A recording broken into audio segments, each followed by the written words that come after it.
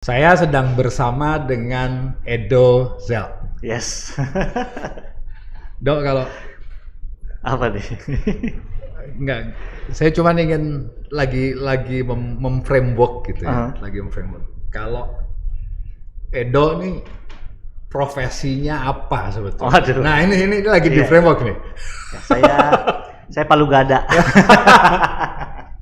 Ya awalnya kan content creator, jadi YouTuber, kemudian ada yang bilang selebgram, ada yang bilang TikToker sekarang. Tapi sekarang sebenarnya lagi fokus di startup. Kita kurang lebih punya visi yang sama lah sama Smesco. Kita pengen bantu UMKM di Indonesia, tapi di bidangnya digital dan sosial media gitu. Jadi pengusaha sekarang. Bantu-bantu orang aja. YouTube masih. YouTube udah jarang. Sekarang bikin konten lebih banyak di Instagram sama TikTok, lebih tentang entrepreneurship, tentang apa namanya career development. Untuk Kalau teman-teman dulu konten juga. di YouTube bukan tentang Lebih banyak komedi dulu. prank. Enggak sampai prank sih. Lebih banyak komedi-komedi apa namanya? Tapi ada pesan moralnya gitu. Oke. Misalnya kayak apa namanya? Cara yang salah menyapa mertua kayak gitu-gitu. Sekarang lebih. Terus sekarang pivot kontennya ke entrepreneurship. Iya, betul. Jadi pengusaha dulu baru konten itu atau konten itu dulu baru jadi pengusaha nih? Jadi pengusaha dulu. Saya 2020 2018 juga udah jadi digital agency. Oke. 2020 kita punya brand namanya Nyapi. Oke. Itu kita jual seisapi. Masih sampai sekarang? Masih 70 cabang. Wah, Kayak gitu. oke. Abis itu ya ada beberapa bisnis lain, ada Cloud Kitchen, ada esports academy juga. Tapi sekarang fokusnya ke social brand ini. Lebih enak mana? Dulu atau sekarang? Kalau hati lebih tenang dulu. Begitu jadi pengusaha kan resikonya tinggi gitu ya. Iya, tinggi. Terus impian Anda ya pengen jadi pengusaha apa namanya time-nya lebih free. Ternyata tidak. Enggak ya. Malah tidur mau malam masih mikirin kerjaan. Masih mikirin usaha gimana ya gitu. Memang iya. Jadi pengusaha jalan-jalan kerjaannya kerja sendiri nggak ada ya? Nggak ada dong. Jadi jalan di tempat lah.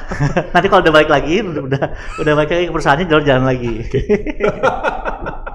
Ya tantangannya beda sih. Yes. Antara dulu YouTuber lah kita bisa bilang gitu. Sekarang kan kerjanya yang diurus makin banyak dan saya yakin juga karyawannya diurus juga semakin banyak. Yes, betul. Makin banyak kepala orang yang diurusin kan tantangannya pasti Banget, yes. beda-beda. Banget. Kan gitu. Ya. Nah, terus masuk ke startup. Kenapa startup lagi kayak gini? Sebenarnya kalau dilihat motivasinya, sebenarnya saya nggak minat untuk ke startup. Oke. Jadi memang waktu itu tahun 2020 saya terpanggil untuk bantuin UMKM gitu. Karena teman-teman di sekitar saya, teman-teman gereja saya, mereka kebingungan nih. Gimana caranya jualan online gitu. Sedangkan mereka nggak punya knowledge-nya tentang itu. Saya punya, karena saya punya digital agency. Kita dulu ngurusin GoFood Partner, Auto 2000, Pertamina, Jasa Marga dan lain-lain. Tapi kalau mereka pakai digital agency saya mahal. Ya kita bokar-bokar dikit 30 juta sebulan. Which untuk skalanya bisnis UMKM itu mahal banget. Lagi konsepnya beda lah. Kalau corporate kan branding. Yes, branding awareness. UKM lu nggak bisa ngomongin branding dong. Yes. Iya Kalau kan? UMKM yang penting perputaran uang cepat, ya kan? Benar. Mau apa namanya sosial media sekarang, pokoknya bulan depan udah harus balik lagi nih duitnya. Iya. Gitu. Ngerti banget. Ya itulah Sekarang itu yang terjadi tapi. Yes. Kan ada geser juga nih dari yang corporate lari ke UKM. Iya, betul. Sekarang saya ke yang corporate ditinggalin. Oh gitu. Yang digital agency yang lama saya udah serahin ke partner. Berarti lebih cuan yang sekarang? Enggak juga. Kalau ngomongin cuan lebih cuan di sana. Karena kalau sama corporate kontrak setahun 2 tahun panjang kita dan pemasukan juga lumayan lebih gede kan. Cuma memang hati ya Tuhan panggil saya untuk bantu UMKM ya apa namanya ya udah kita bantu. Ngurusin UMKM itu pahalanya banyak dong. Karena mereka perlu. Mereka perlu dibantu. Ada 64 juta UKM. Yes. Indonesia dan mereka tulang punggung negara. Kan lu pasti pernah dengar lah. Banget. Ini kan selalu digaungkan 60% GDP Indonesia kan. Ya kan? Iya, Dan iya. yang nolongin kita berkali-kali krisis itu kan Yes, betul. UKM. Tapi edukasinya sudah lumayan susah, Pak. Oh gitu ya. Pengalaman lu gimana? Wah, susah banget untuk kasih tahu bahwa sekarang tuh sosial media tuh penting banget untuk UMKM untuk jualan Even online. sekarang masih susah. Susah. Gini, mereka tahu, tapi mereka nggak mau bergerak. Mereka nggak tahu, they don't know how. Iya. Itu juga salah satu yang susah banget untuk kita edukasi. Mereka udah tahu, udah ngerti, tapi nggak berani untuk spend. Kan tetap ada investasinya kan. Untuk mau bikin apa toko ya harus ada investasinya. Mau ngurus sosial media juga harus ada investasinya kayak gitu. Jadi ya itu yang kita untuk ngasih tahu bahwa nih datanya dari Forbes, Hoopla, Stakla, 71% consumer decision saat ini dipengaruhi oleh sosial media. Kalau nggak punya sosial media, ya UMKM-nya ya jualnya ke tetangga. Kayak betul, gitu. Jadi ya udah tahu sepenting itu aja, mereka masih nggak berani untuk investasi. Oh, yaudah gue keluarin segini deh untuk ngurusin sosial media bisnisku gitu. Itu aja susah. Karena emang ini riset yang kita lakukan juga. Memang conversation ada di sosial media. Belinya bisa di mana-mana, tapi tetap beli. Yes. Tapi yang nge-trigger untuk pengen beli, untuk lapar mata lah gitu. Lapar mata, lapar jari, lapar semua. Sosial media kan. Yes. Dan itu terbukti yang lu lakuin sekarang. Yes, banget. Gitu ya? Banget. Kita udah kurang lebih bantu 1.200 UMKM. Ya, kita sampai sekarang masih berani jamin kalau apa yang kita lakukan nggak berdampak dalam 1 bulan, kita balikin uangnya 100%. Nah, ini proof nih, ini penting nih. Yes. Iya kan? Karena banyak yang meragukan. Karena tadi cerita gitu, banyak yang meragukan. Yang meragukan itu cuman bisa kita tackle dengan bukti. Yes, garansi. Gitu nih. Iya, betul. Dengan bukti, dengan garansi. Kalau di McDonald itu gue masih ingat kalau kita pesen tuh suka dikasih jam Iya. pasir. 30 detik ya. Udah detik sih, saya nggak lupa. Tadi dikasih jam pasir. Pokoknya kalau lebih dari ini dapat es krim. Betul. Kan itu garanti, service garanti. Nah, yang selama ini dilakuin itu apa garanti yang bisa dikasih? Ini kan sekali lagi ini kan pivot dari korporasi. Kalau korporasi kan ngomonginnya brand, itu top of mind yang dicari, social media mereka lari ke sana. Nah kalau UKM kan pasti nyari konversi. Iya betul. Nah itu yang kita garansi. Kalau itu bisa digaransi? Bisa. Kalau kita malah nggak pakai hitung-hitungan. Kita kalau merasa tidak berdampak gitu. Karena kita nggak bisa, kalau kita bilang salesnya pasti naik, kemudian kita harus minta bukti sales mereka, nggak bisa dong, nggak etis. Ya udah, merasa aja. Jadi tombol refund kita selalu tersedia. Untuk teman-teman, tapi cuma bisa sekali doang. Gitu.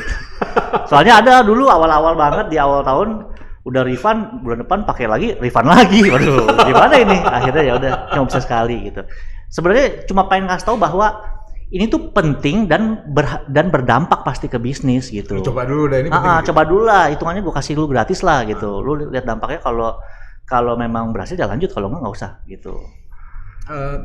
Dan kelebihannya kita as a startup teknologi, kita punya data crawling yang bisa tahu hashtag apa yang akan trending minggu depan gitu. Contohnya nih, minggu depan itu hashtag serunya bareng di TikTok bakal naik. Kalau nggak percaya, telepon saya lagi seminggu depan. Padahal hashtagnya masih minggu depan. Iya, tapi saya udah tahu data crawlingnya. Jadi kita punya data crawling kalau udah tebus threshold. Punya orang dalam di TikTok? Bukan, kita scraping data. Oh gitu. Scraping data. Oh ini datanya mau naik. Iya, ini kalau udah tebus threshold kita, langsung tim kreatif kita langsung kerubutin. Ini apa nih? Kemarin tuh Siko bagi duo paling bingung. Ini apa nih Siko bagi duo? Apa tren dari Thailand? Apa dari Filipina ya kan? Kita kerubutin. Oh begini, ya udah kita bikin konsepnya untuk ke semua UMKM. Jadi semua UMKM yang ikutan Siko bagi duo kemungkinan pakai social bread. Dok, ada terjun juga di situ. Terjun. Nah, bedanya dulu sama sekarang, kan dulu bikin konten juga. Iya. Sekarang mendidik kreator kita untuk bikin konten untuk UMKM. Kreatornya dari mana itu sekarang? Komunitas. Kita di TikTok, komunitas TikTokers terbesar di Indonesia. Oh gitu. Yes. Ini kreator. Ini nano influencer atau emang influencer? 1.000 sampai 100.000. Namanya follower ya? Iya. Gue nggak main TikTok, jadi nggak. 1.000 sampai 100.000 followers yang bisa, minimal 1.000 followers baru bisa join kita. Oke. saya punya tesis nih. Ya. Dari 5 tahun yang lalu saya pernah nulis artikel di blog saya bahwa nano influencer itu lebih nendang nih dalam daripada influencer gede. Ini benar nggak itu tesis? Bener dan nggak bener.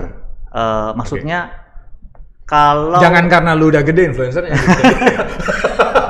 Nggak, jadi punya perannya masing-masing. Jadi kalau di marketing itu ada awareness, interest, consideration, baru sampai akhirnya pembelian kan.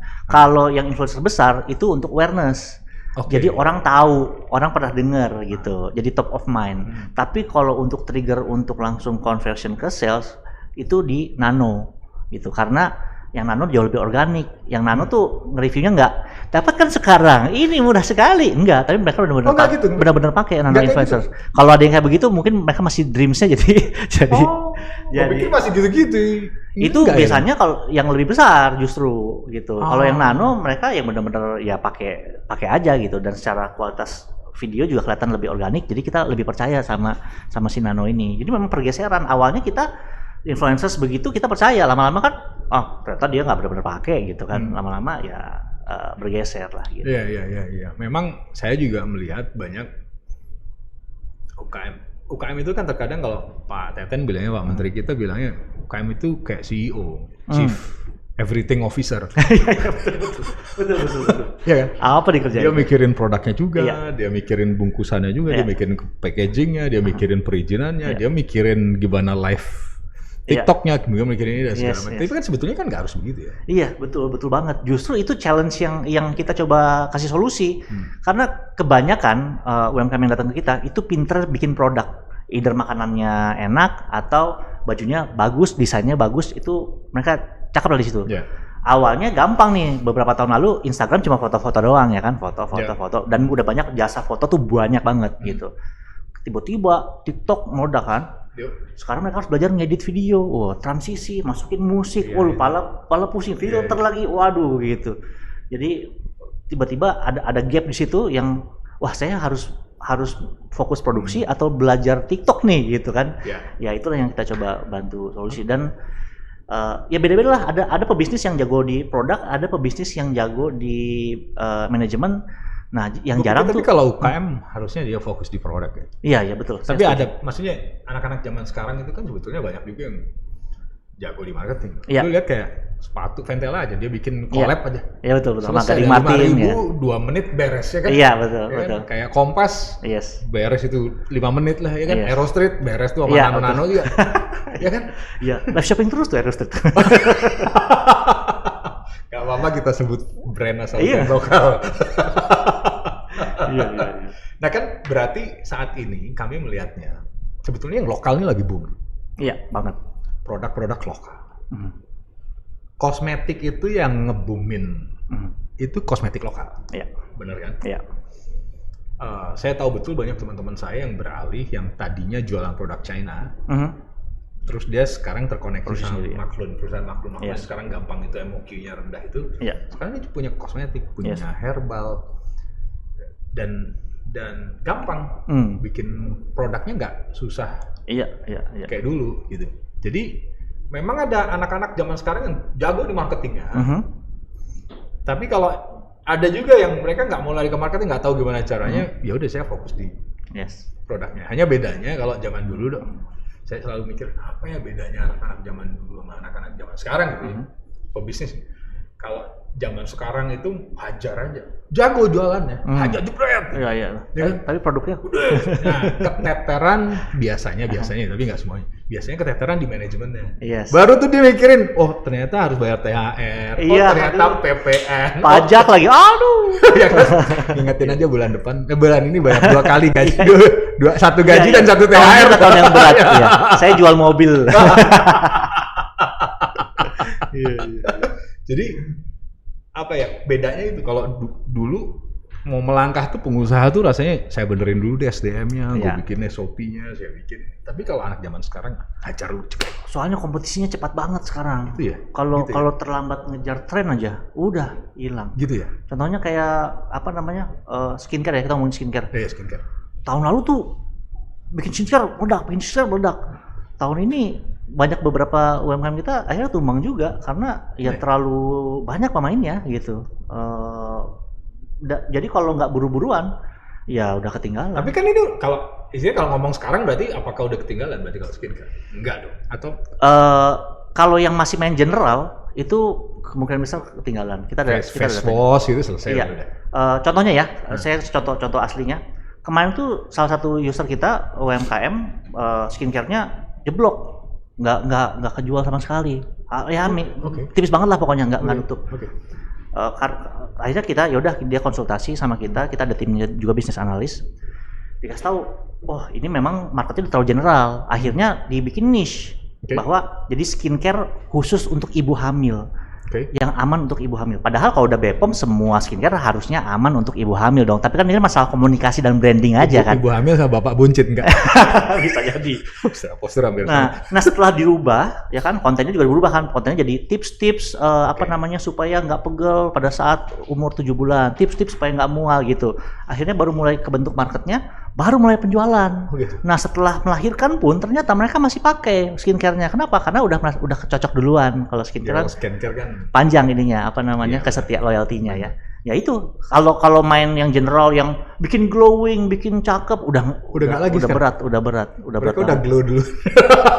Harus yang benar-benar spesifik market baru masih bisa bertahan ya. Ibu hamil atau bapak-bapak umur 70 mungkin ya gitu. Jadi harus benar-benar spesifik market baru bisa skincare. Ya begitulah semakin udah red ocean kan kita harus spesifik. Iya. Aku suka nih. Ini ngobrolinnya naik kelas gitu maksudnya. Karena kalau kita ngomongin red ocean, kita ngomongin blue ocean kan nggak semua orang ngerti juga. Yes. Ya kan? Terkadang kita yang ngerti ya memang harus ini jangan begini, ini jangan begini, ini jangan begitu. Iya. Kan gitu. Nah sekarang kita kalau ngomongin produk nih, online, ya apapun itu ya. Kalau itu kan sekarang di live ini dan segala macam. Ada evolusi ya nggak produk? Dulu begini, sekarang begini. Ternyata nanti ini bakalan. Kalau dari produk ya, produk digital atau produk jual ya? Produk jual lah. Produk jual kayaknya sih. Karena gini, saya kasih contoh. Januari 2022, makanan yang boom pada saat itu, itu bakso pentol aci. Gak ada yang ngalahin. Iya. Hampir di semua perusahaan logistik isinya bakso pentol aci. Iya. Tapi Maret turun dia. Digantiin sama CI. Iya, betul. Makanya saya buka. Sekarang gue belum lihat lagi nih apa nih yang kenceng. Tapi kira-kira maksudnya kalau cycle-nya produk atau gini aja, produk yang kira-kira masih di blue ocean gitu. Kalau Indonesia itu punya market yang sangat unik ya. Kalau lagi ngetren semua ikutan dan semua beli cobain. Tapi abis itu gitu, hilang, udah orang bosan nyari lagi apa yang baru. Dulu zamannya maca semua maca. Es kepal Milo. Es kepal Milo semua gitu. Jadi Milo memang jadi memang es kepal tet. Ya jadi kalau tren memang nggak bisa diprediksi, tapi ya ya itulah marketnya Indonesia. Tapi kalau secara evolusi produk paling aman sih ya main produk-produk evergreen ya fashion ya evergreen udah pasti, main kaos udah pasti evergreen. Cuma ya marketnya berat kalau memang mau manfaatin tren. Masalahnya tuh begitu udah tren naik pasti nggak ada yang jaga kualitas. Contohnya croffle naik kan, semua bikin croffle, ya kan? Tapi dicobain tidak ada yang, makin lama malah makin turun, semakin banyak pembelian, semakin banyak produksi, makin lama makin agak kurang. Ini pengalaman yang ngomong gitu. Jadi ketika produknya udah naik, UKM konsistensinya. Iya. Mungkin itu challenge-nya UMKM ya, karena mereka secara SDM-nya pasti kan berubah-berubah gitu. Yang masak beda gitu. Ya kemudian juga di skala tertentu juga yang tadinya diteliti buatnya lama-lama karena keburu-buru jadinya kayak gitu. Akhirnya trennya mati sendiri karena kualitasnya berkurang. Memang problemnya itu kalau UKM itu di kapasitas produksi. Kapasitas produksi terbatas. Yang kedua konsistensi. Memang itu problemnya. Apalagi Ini kami juga ngalamin banyak loh, kalau bisa cerita. Lu pesen tas wanita gitu ya? Iya. Pesen 1.000, kasih DP dulu 100 gitu. Yes. Buat 100, dia beli bahan dong. Ya. Nah dia beli bahan kan buat 100. Iya. Gitu 100 udah beres, udah dijual, oke bagus nih segala macam. Oke saya bayar lagi nih buat sisanya. Nah dia beli bahan buat sisanya. Iya. Begitu dia mau beli bahan, bahannya habis. Warnanya berubah. Itu problem loh. Ya, memang terjadi di UKM kita karena ya itu tadi kapasitas produksinya terbatas. Yes. Dan konsistensi. Yes. Tapi terkadang konsistensi bukan karena tapi ya managing produksinya yang enggak, dan marah-marah habis itu sama pembelinya. Apa ini beda dikit aja Pak, lo nggak kelihatan gitu-gitu Mas. Iya. Kemarin baru kejadian juga. Jadi restoran ayam geprek ya kan, viral di TikTok ya kan, rame. Distributor ayamnya kabur. Akhirnya dia bilang kita stop dulu deh gitu. Ayam itu lagi susah memang. Oh iya gitu ya? Ayam tuh lagi susah. Aku pikir kayak ayam tuh di Indonesia berkembang sendiri gitu. Biar aja gitu. Saya ini pecinta ayam goreng Family Mart. Oke. Pernah ngerasain lo? Belum. Yang udah katsu gitu ya? Kagak, ayam goreng. Ya, di bawahnya udah Family Mart. Oh, oke. Tepung, tepung. Iya. Tepung enak. Terus suatu saat mengecil porsinya. Asli kecil. Ini harganya nggak ngecil dong, harganya. Enggak. Dan saya ketemu sama orang Family Mart di satu waktu gitu. Saya tanya, Pak, kenapa sih ini mengecil? Kenapa nggak tentu aja gede? Pak supply susah kan? Iya. Supply, oke saya bantuin cariin. Saya bilang ayamnya dulu. Iya. Tapi emang ya begitu. Lucu lagi waktu kita ke Ranch Market, kami berusaha masukin produk ke Ranch Market. Ranch Market nggak mau nyari ayam yang biasa, dia nyari Pak Wintor tolong cariin ayam produk UKM ya. Itu produk UKM yang ayamnya tapi lebih manis dagingnya. Kebayang aja yang lebih manis kayak apa? Gimana caranya tuh? Di marinade nggak ngerti. Dari sananya, dari ayamnya sudah manis. Tapi teman-teman itu pernah ngerasain ayam yang rasanya lebih sweet gitu. Dia bilang di Argentina ada. Jadi ayamnya dikasih makan. Oh, pakannya beda, rasanya beda gitu. Zaitun deh. Oh, oke. Gue bilang ayam kasih makan zaitun di sini bukan UKM lagi ya. Iya juga sih. Iya. Orang aja jarang makan zaitun di sini kan. Buah itu kan. Iya. Harganya kan jadi mahal. Tapi intinya yang unik seperti itu kan harusnya marketnya ada kan. Tadi lu sebutin bahwa udahlah UKM jangan nyari produk yang general. Lebih baik sekarang nyarinya unik. Banyak UKM yang gue nggak tahu, mungkin saya lu pasti pernah ngerasain bahwa jualan di secondary city lebih enak daripada first. Iya. Atau third city misalnya. Iya. Secondary ya. Secondary. Iya. Masuk. Nggak cuma di first big city kan sekarang. Betul. Lebih cuan, lebih gurih. Yes. Teman-teman yang jualan di kopi juga gitu. Yang kita punya cabang yang di Lampung 3 bulan balik modal. Ya sih. Jadi market flowing sekarang dari big cities ke lower yang nggak lebih gede ke secondary city itu terjadi di mana-mana. Kayaknya mungkin mereka atau ini cuma pemikiran awam saya aja ya. Mungkin karena mereka lebih banyak uang tapi lebih dikit penyalurannya. Maksudnya secara entertainment mereka nggak terlalu konsumtif gitu kan. Mall nggak banyak gitu kan. Mungkin ya. Bisa. Dan Indonesia Timur ini pasar yang besar. Sama, mungkin karena tadi seperti itu. Tapi kalau Indonesia Timur kan permasalahannya logistik. Iya. Ya kan, logistik jadi mahal, udah sampai sana jadi mahal juga ya. Benar. Gitu, betul. Jadi emang ya seru sih kita ngobrolin UKM sih. Dan tadi sih naikin UKM masuk ke saya kayak masuk ke platform lu aja. Itu kan nggak semua UKM paham juga pasti kan? Iya, betul. Gimana caranya ini dan segala macam juga pasti kan. Tapi saya pikir garanti produk laku gitu. Yes. Garanti produk laku? Garanti. Ada jumlahnya nggak? Enggak.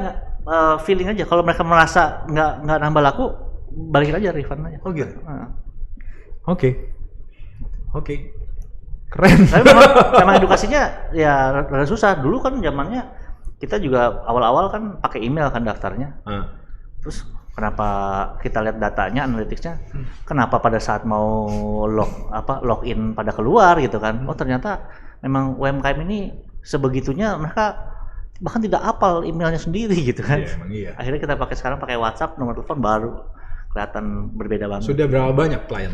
1.200-an lah kita. Mostly kategori apa UKM? Kita ada berbagai macam, tapi paling besar, irisan terbesar adalah fashion sama food. Fashion sama food? Food, fashion sama F&B. Tapi kalau penjualan di live shopping itu paling besar fashion, kedua home living malah. Home living? Home decor gitu ya? Enggak, panci, vacuum cleaner, spatula. Iya. Oh gitu. Home living lebih laku. F&B kalau karena masih banyak challenge-nya F&B. Beauty enggak? Beauty nomor 4. Oh gitu. Kalau food soalnya si TikTok live shopping itu dia belum bisa kirim frozen. Sampai sekarang belum bisa. Gitu.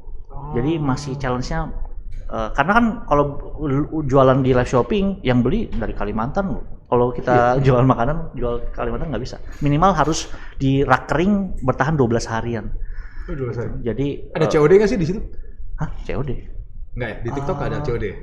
Kayaknya ada deh. Cuma saya nggak terlalu ini. Anak-anak mungkin yang tahu. Kayaknya ada sih, harusnya ada ya. Ada COD? Ada harusnya. Lucu juga sih. Oke, nah terakhir sebelum kita beres. Ada message nggak buat teman-teman UKM kan? Lu kan dari content creator, masuk ke YouTube pernah, Instagram, TikTok, semuanya pernah lah coba ya. Nah ada message nggak buat teman-teman UKM? Tapi saya mau ngasih ini aja. UKM kita ini spektrumnya luas. Yang tadi bilang. Ada yang udah tahu digital marketing betul, ada yang nggak paham sama sekali juga ada. Nah, kira-kira apa yang kalau mungkin pesan yang bisa saya sampaikan adalah sekarang ini udah zamannya kolaborasi ya. Dalam artian bukan cuma kita harus berpartner bisnis, tapi dari sisi bisnisnya juga semua orang punya spesifik kemampuan yang beda-beda gitu. Saya mungkin pintar produksi, tapi yang pintar bisnis tuh beda orang. Jadi saya mungkin pintar manajemen, tapi yang pintar sosial media tuh ada beda orang lagi gitu. Jadi jangan takut untuk outsourcing. Sekarang aja kita punya startup, kita bikin gimana caranya supaya kita lean, maksudnya jangan gedut-gedut banget gitu. Ya udah kita 50 orang, sisanya outsourcing aja. Kenapa? Karena pertama jauh lebih murah. Soalnya kalau outsourcing, misalnya kita outsourcing tax and accounting ya kan. Daripada kita bikin tim tax and accounting sendiri, ya kan? Di outsourcing aja. Outsourcing aja. Mereka lebih murah. Kenapa? Karena mereka satu orang bisa handle 10 orang. Jadinya jauh lebih murah. Plus mereka lebih specialized, lebih spesialisasi. Ya udah, jadi kita satu orang pegang satu departemen aja, sisanya outsourcing aja, udah nggak apa-apa gitu. Itu ternyata lebih ramping dan semuanya lebih efektif karena setiap orang sudah punya spesialisasi masing-masing. Dan termasuk untuk UKM juga. Boleh bisa belajar sosial medianya, tapi bukannya lebih baik diberikan langsung kepada content creators yang memang udah jago. Emang udah jagonya di sini. Kalau bingung ngitung duitnya, ya kenapa nggak selain kepada konsultan accounting yang memang udah spesifik di sana dan udah ngerjain banyak orang kayak gitu. Jadi fokus di kelebihan, kekurangan biarin aja, outsourcing aja. Yes. Betul. Spesifik sama talentanya kita lah. Gitu ya. Oke, Dok, terima kasih banyak insight-nya. Mudah-mudahan ini banyak UKM yang dengar, dan ini kan mau ada kerjasama kita sama Smesco. Kira-kira apa? Siap-siap, pokoknya Smesco kan semua kebutuhannya dari UMKM itu ada di Smesco. Ya, kita juga mudah-mudahan bisa kerjasama, kebutuhan digital marketing dan sosial medianya juga bisa kita kolaborasikan. Sip. Terima kasih, Dok. Terima kasih. Terima kasih teman-teman. Sip.